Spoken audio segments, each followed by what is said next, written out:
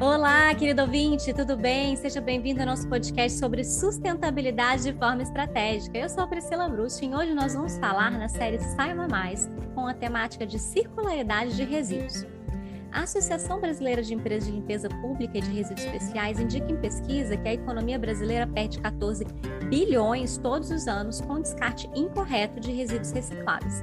Com isso, a discussão sobre economia circular vem incentivado o surgimento de várias empresas e entidades que tentam gerar oportunidades para resolver esse problema. E é sobre isso que a gente vai conversar com a Savile Alves da Solos, uma startup baiana focada em desenvolver soluções para reduzir o lixo nas cidades.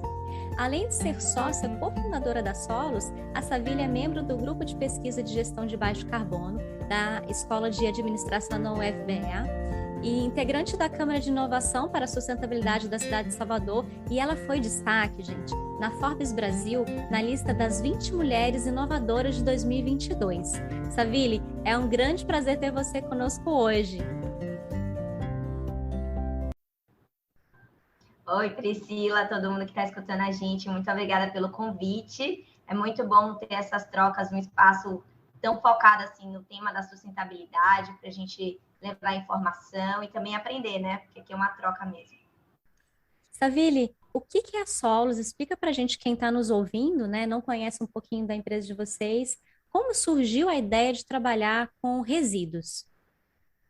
Bom, a Solos é um negócio de impacto, ou seja, é aquele meio termo entre os negócios tradicionais, que estão bem focados estritamente ali na geração de lucro, e o terceiro setor, que tem ali um viés de gerar impacto social. Então, os negócios de impacto misturam a gestão do setor privado com o objetivo de geração de impacto e melhoria da sociedade do terceiro setor. E nós atuamos justamente com a parte de economia circular, bem voltada para soluções que vão facilitar e tornar escalável o descarte do pós-consumo. Então, tem muita coisa legal sobre economia circular, tem muitas partes, né? É um sistema bastante amplo e complexo, mas a gente está ali atuando para fazer com que, de fato, o que era lixo se torne matéria-prima para a construção de novos produtos. E a gente surgiu em 2016, quando eu e Gabi, que é minha sócia e cofundadora junto comigo, a gente participava de uma organização internacional, ou seja, a gente estava no terceiro setor como voluntárias, e a gente sentia que ali, óbvio, foi um espaço muito importante, né, para abrir realmente as percepções, gerar reflexões sobre as questões sociais e ambientais aqui do nosso país, sobretudo, mas que existia ali também um outro desejo da gente de tornar o nosso trabalho mais profissionalizado em relação a esse tipo de temática. Foi aí que a gente começou a trocar ideias e percebemos que poderíamos juntas ali nos complementarmos e fundar um negócio. Eu vim de empresa júnior, que é uma atividade de extensão, né, dentro da graduação, então já tinha isso muito forte, tinha sido liderança lá, diretora, e quando eu levei para a Gabi a possibilidade de a gente empreender, ela confiou bastante nesse meu histórico e agora estamos aqui. Que incrível, que incrível. E é uma iniciativa que existe vários gargalos, né, na sociedade. Existe também um grande preconceito de trabalhar com temática de resíduos, né? E você está à frente também a várias organizações que trabalham com essa temática em Salvador. Para você, qual que é o maior desafio, né, ou gargalo da circularidade de resíduos hoje, tanto no poder público quanto no privado? Qual você acha o maior desafio hoje de trabalhar com essa temática? Olha, Priscila, são muitos, porque a gente tem dentro dessa cadeia empresas gigantescas, como as maiores produtoras aí de bebidas, de alimentos, produtos de higiene pessoal e cosmético. E nessa mesma cadeia você tem um catador autônomo em alta vulnerabilidade social, que não tem, né, escolarização, não tem os mecanismos necessários para realizar a sua atividade. E, de um lado, essa indústria precisa desses insumos e, do outro, está ali um cidadão em bastante vulnerabilidade. E aí o Estado, né, o governo que deveria intermediar e trazer a regulação e a fiscalização também é bastante frágil, e assim como em vários outros aspectos, nesse da gestão de resíduos não é diferente aqui no nosso país. Então, é bastante complexo. Hoje, eu vejo que no setor privado, pelas questões de acordos internacionais, compromissos, e também, em parte, pela regulação que a gente tem no Brasil. Hoje a gente tem uma política nacional de resíduos sólidos, eles têm avançado de maneira mais rápida e mais perene mesmo, firme, em relação às políticas internas e que refletem na sociedade dos seus resíduos. Sejam eles fabris, ou seja, ali, né, uma indústria, ela cuida realmente do que ela está gerando ali naquele espaço que é controlado da sua planta, né, industrial, quanto também quando ela coloca no mercado os seus produtos que vão em embalagens de alguma forma, ou, né, pela logística, ou o próprio consumo dele é feito através dessas embalagens. Então, eu vejo que no setor privado esse avanço é maior, até por conta dessa sigla que está muito na moda, né, ESG, que de fato tem aí também trazido o mercado financeiro como um elemento essencial para trazer mais velocidade mesmo nessas adequações do setor privado para esse novo mundo que é urgente. Na verdade, deveria ser já o mundo do passado, porque a gente tem um passivo muito grande aí do que não foi feito nos últimos 100, 200 anos em relação ao tema. E aí, por parte do poder público, nossa, as capitais hoje, elas são mais avançadas. O Brasil tem mais de 5 mil municípios. Se você for no interior de qualquer estado, né, o Rio Grande do Sul, Santa Catarina, Paraná, que são estados que têm uma regulação mais avançada, ainda assim, nesses estados, você vai encontrar algum município que ainda tem um lixão.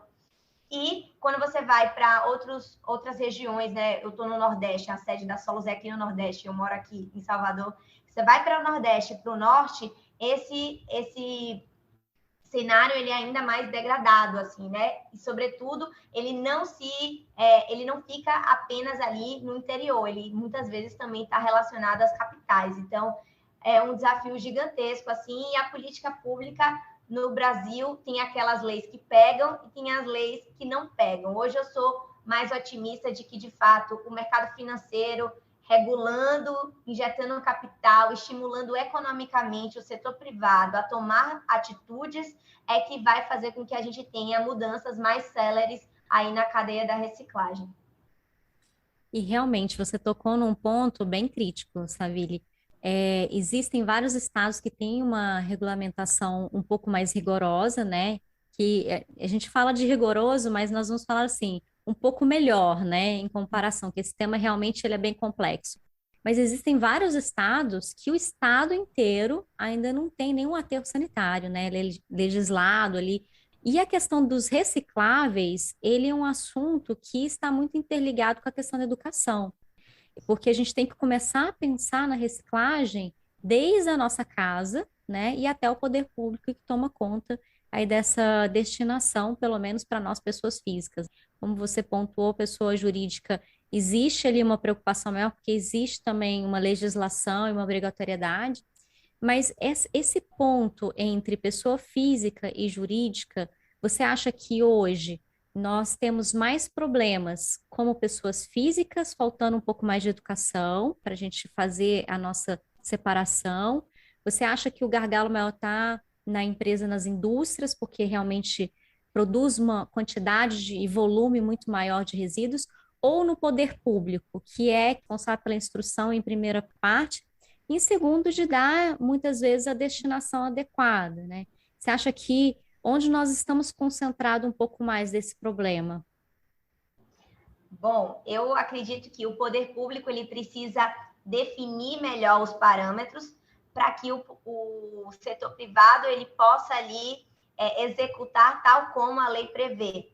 E para mim, assim, a educação ambiental ela é um elemento que vai tornar o trabalho do reciclador, né, do agente ambiental, do catador, mais digno, porque você tem ali uma separação, mas ela não é, para mim, a virada de chave para, de fato, a gente ter aí uma reciclagem acontecendo em larga escala. Veja, por exemplo, o caso do alumínio. Então, as latinhas de alumínio, elas são totalmente recicladas no território nacional. Não, antes de a gente jogar no chão, já tem alguém que passou e pegou, a gente brinca aqui. Por quê? Porque o mercado ele conseguiu regular. Então, hoje, né, as indústrias gigantescas do alumínio conseguem trazer um valor agregado maior a esse tipo de produto, conseguem absorver, e aí, a partir delas, foi se criando ali, cascateando. Então, tem os intermediários, tem as cooperativas, tem os catadores, e está todo mundo ganhando algum dinheiro com isso.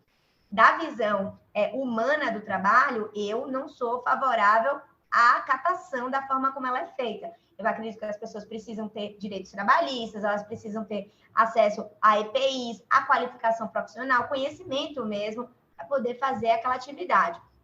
Mas, da perspectiva apenas do pós-consumo, ou seja, que aquele descarte está indo para o lugar certo, o alumínio é um case no Brasil. E aí, por um exemplo, o vidro já é um material que a gente tem muita dificuldade, porque ele tem um valor agregado muito menor. Então, se hoje o alumínio ele está aí em torno de R$6, R$7 o quilo, o vidro gira em torno de 10 a 20 centavos o mesmo quilo. Óbvio, o vidro ele é mais pesado, você ali, menos garrafas dão mais quilos do que comparado com a quantidade de latinhas, mas ainda assim, ele é um material perfuro cortante, então tem outros pontos que acabam desestimulando mesmo essa catação não profissional, né, de maneira autônoma. Então, independente de se eu estou ou não separando, eu, pessoa física, cidadão, existe uma regulação no mercado que estimula ou não estimula que determinado tipo de material seja coletado. E aí, isso não é só o valor, mas é toda a construção da cadeia. Então, é de fato da indústria grandona e cascateando pelas indústrias intermediárias até os beneficiadores que vão ali acumular esses materiais. Então, acho que esse é o primeiro ponto, assim. E se as grandes indústrias querem fazer coleta massiva de determinado tipo de material, de duas uma. Ou ela tem que, de fato, investir para esse mercado ser criado e ali, de alguma forma, depois do tempo, ele dá uma certa regularizada em termos de valor, que seja, de fato, atrativo, ou ele precisa mudar o material que ele usa nas suas embalagens. Então, hoje a gente já sabe que tem alguns produtos que estão aí há dezenas de anos sendo comercializados em determinada embalagem, que não faz nenhum sentido, porque o valor agregado é muito pouco, a tecnologia para poder fazer a separação geralmente são materiais multicamadas, ou seja, que tem mais de um tipo de matéria-prima envolvida ali naquele processo, isso torna a tecnologia mais cara. O Brasil não é nem de longe um país que é aí, né, vanguardista em tecnologia, infelizmente comparado com países europeus e asiáticos, e aí a gente fica sem ter a destinação correta para muito do que se coloca ainda no mercado. Então, eu acho que o primeiro ponto é a gente, de fato, conseguir trazer essa regulação, esse equilíbrio entre os valores dos materiais, e eu acho que isso parte muito da indústria, ou do poder público também no sentido de talvez trazer algum incentivo fiscal para determinadas cadeias, né? Isso também vai desonerar e pode refletir num aumento para o pagamento do catador. E realmente nem tudo o que a gente destina, ela vai para reciclagem, né? Igual você colocou um ponto bem interessante que são os recicláveis, né? Que até então a gente adquire um produto achando que aquela embalagem que ela é reciclável, né? Mas no final do processo não é vantajoso fazer essa reciclagem. E hoje, Savile, você acha então que a ideia é trazer tecnologias para fazer essa separação e esse tratamento desses resíduos de forma mais eficiente para dar uma maior lucrabilidade e também implementação de políticas públicas para incentivar as empresas a utilizarem esses tipos de plásticos que são 100% recicláveis, seria isso? Tanto trazer tecnologia para melhorar essa reciclagem, quanto também sugestão aí, mas é um cálculo infinito que eu, de fato, não sei fazer, que é substituir. Então, as empresas sabem quais são as embalagens que têm uma reciclabilidade maior ou menor. Cabe a elas fazer essa tomada de decisão. E essa tomada de decisão ela pode vir tanto uma questão econômica de custo da produção da embalagem, como econômica no sentido também de valor agregado do consumidor. E aí entra também a conscientização. Então, por um exemplo, a gente sabe que o alumínio ele é muito mais, ele tem uma reciclabilidade maior por uma questão econômica quando comparado ao vidro. O vidro ele é tão reciclável quanto o alumínio, ele pode ser reinserido infinitas vezes dentro daquele processo, mas economicamente ele tem um valor agregado menor. Então, o alumínio, a latinha, se a gente tomar uma cerveja na latinha, do ponto de vista da reciclabilidade, é mais interessante do que o vidro. Mas, se você reparar, a cerveja em vidro custa mais cara do que a cerveja no alumínio. Mas por quê? Porque também existe ali um valor subjetivo, né, do desejo do consumidor por aquele produto naquele tipo de embalagem, naquele envase ali. Alguns dizem que é por causa de sabor ou praticidade, né? Não gosto de encostar a boca na latinha, mas se você olhar simplesmente do pós-consumo, a latinha seria muito mais interessante. Então, aí fica já uma chamadinha, né, para quem está escutando a gente, de talvez levar isso também como um critério ali na hora da escolha. São pontos que, obviamente, quando a gente traz esse assunto à tona, as pessoas começam a se familiarizar, ouvir alguém que falou a respeito, elas passam a ter decisões mais conscientes. Hoje, o nível de informação que a gente tem nas escolas ainda é muito baixo para o volume de consumo que a gente tem. Então, não adianta só ali, quando você é quarta série, alguém te falar, tem que reciclar, as cores das lixeiras são essas, se você consome a sua vida inteira, né? E aquela informação fica ali muito nichada a uma aula, 2 horas de aula num dia de uma série, quando você tinha 10 anos.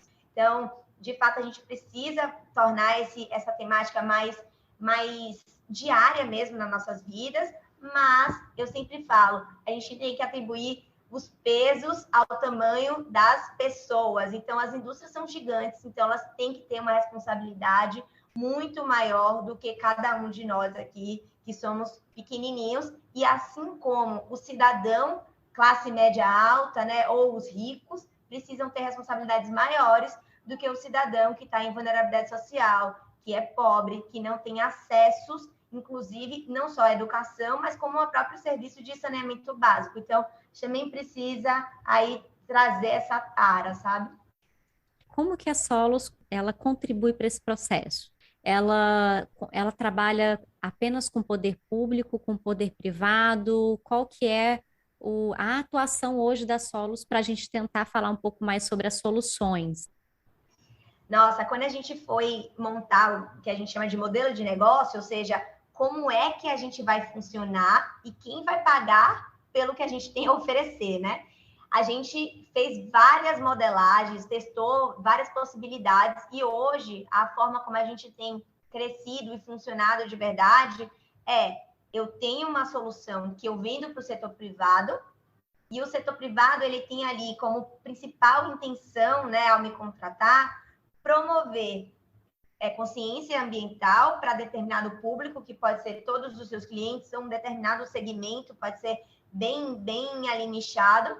E para fazer isso acontecer, em geral, eu preciso ativar alguns atores. Então, eu preciso ativar o poder público, eu preciso ativar os catadores ou as cooperativas de materiais recicláveis, eu preciso ativar as indústrias recicladoras, e aí trazendo um exemplo prático, né?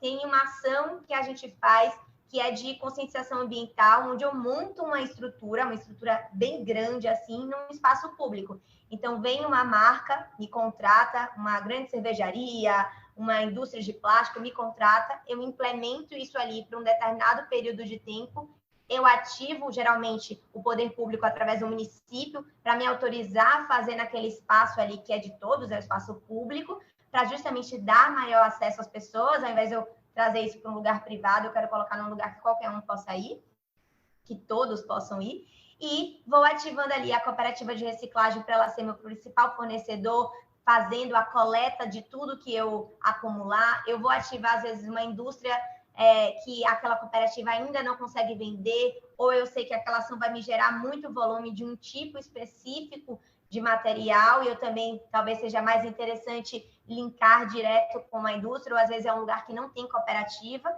Então, a gente vai unindo esses atores aí e fazendo com que tanto haja a educação ambiental, a presença da educação ambiental, quanto haja a efetiva logística reversa, ou seja, que as embalagens consigam chegar de volta na indústria para produção de novas invenções.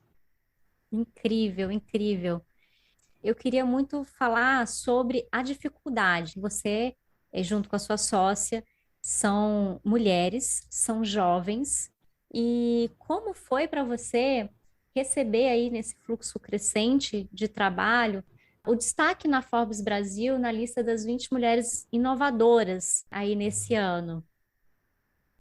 A gente aqui ficou super feliz, eu fico feliz de representar a Solos e tudo que ela significa, né? No território onde a gente começou, hoje a gente não atua só aqui no Nordeste, e isso também é algo que a gente comemora muito, a gente conseguir ir para o Sul, para o Sudeste, para outros estados aqui no Nordeste, levar a nossa eficiência, levar a nossa solução e compartilhar isso com outros territórios. E assim, quando a gente soube da notícia, todo mundo ficou até surpreso, assim, porque de fato a gente não se inscreveu em nenhuma premiação, a gente não, de fato, ali fez uma ação para diretamente cair naquela lista.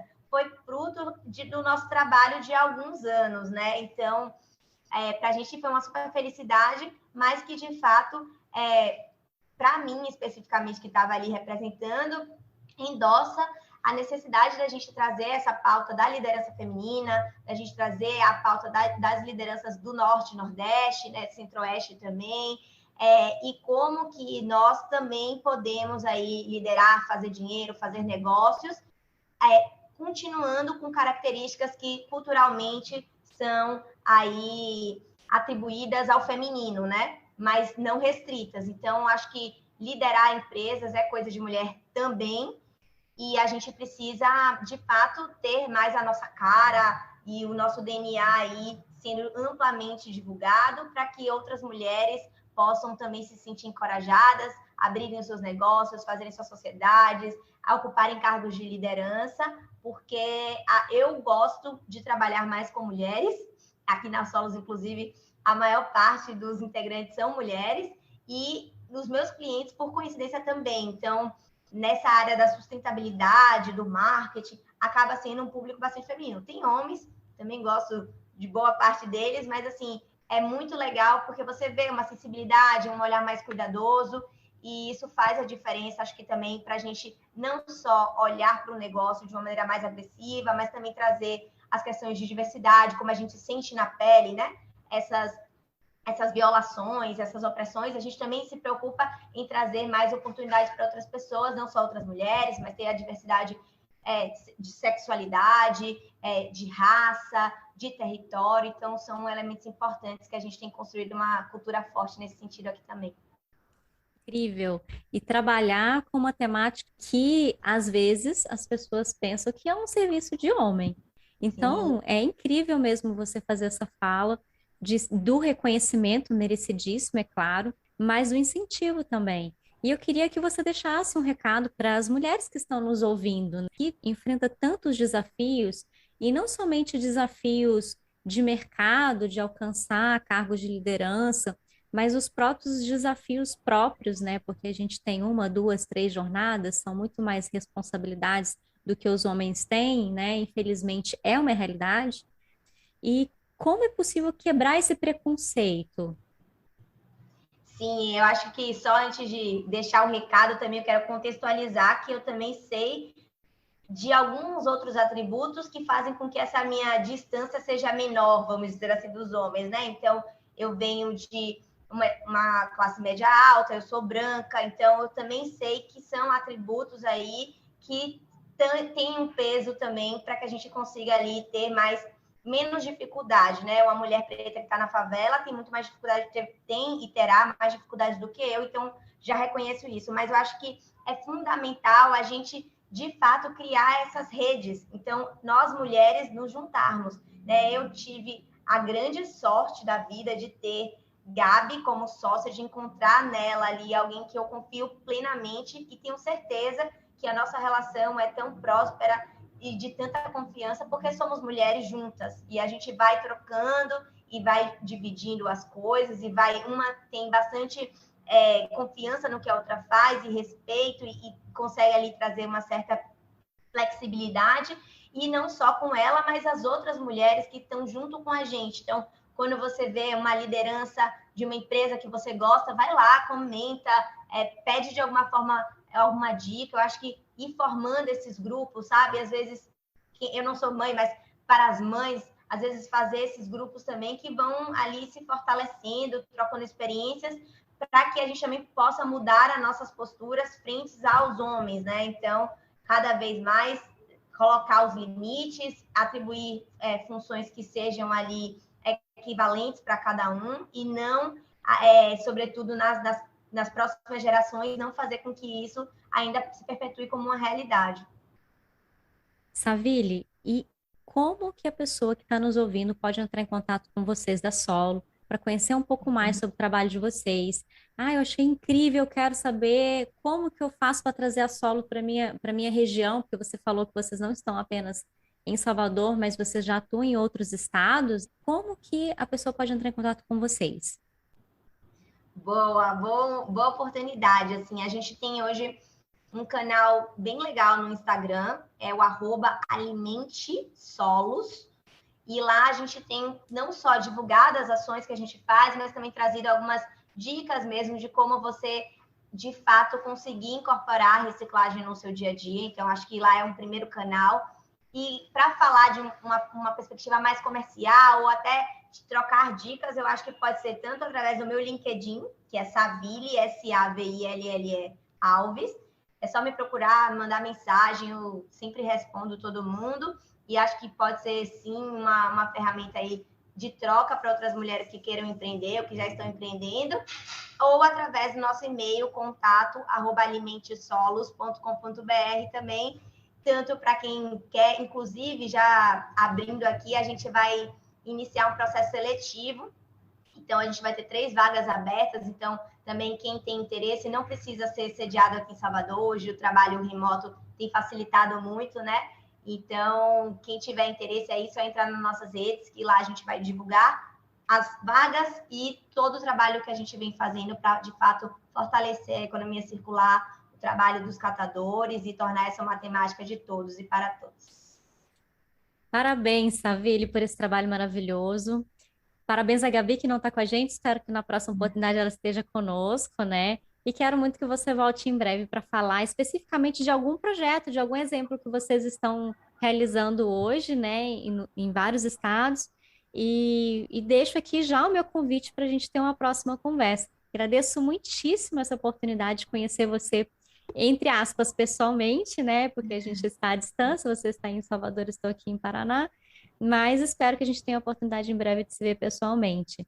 Muitíssimo obrigada por essa oportunidade, Saville.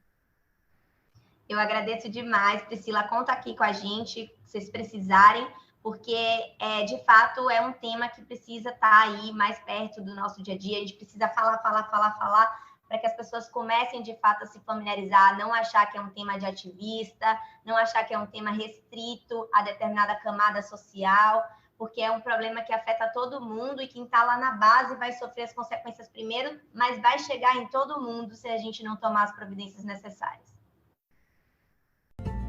E aí, gostou desse bate-papo? Então participa conosco através do podcast @biolist.com.br. Dê sugestão de pautas e também se você quer apresentar as coisas incríveis que a sua empresa esteja fazendo.